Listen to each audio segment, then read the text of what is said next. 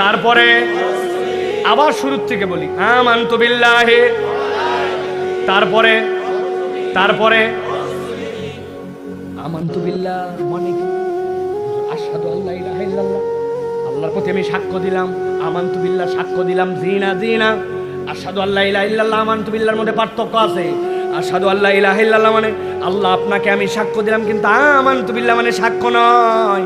আমানতু বিল্লাহ মানে আল্লাহ তুমি কেমন আমি জানি না, কোথায় আসো রব্বুল আলামিন, তুমি আমারে কেমনে দেখো এইটা আমার জ্ঞানে ধরে না, কেননা সৃষ্টির সাথে স্রষ্টার বিরুদ্ধে কুলাবে না। কিন্তু আল্লাহ জ্ঞানে ধরুক বা না ধরুক, আমানতু বিল্লাহ আমি আমার আল্লাহকে মেনে নিলাম, ঠিক কিনা?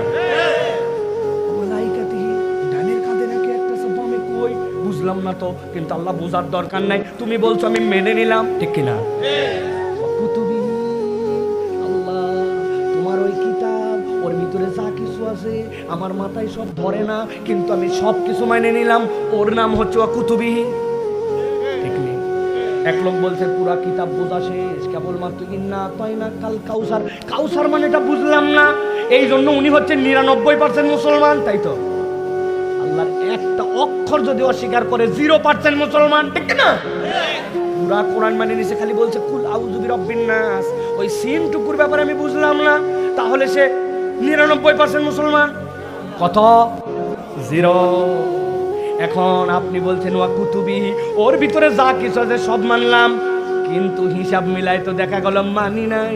আমার ইচ্ছা মতো আমি চলি, আমার ইচ্ছা মতো আমি বাদ দেই। 30 রমজান পর্যন্ত উনি টাটকা একবারে হিজাবি, টাটকা উনি একবারে বোরখাওয়ালি, কিন্তু ঈদের দিনে উনি 3 পিস।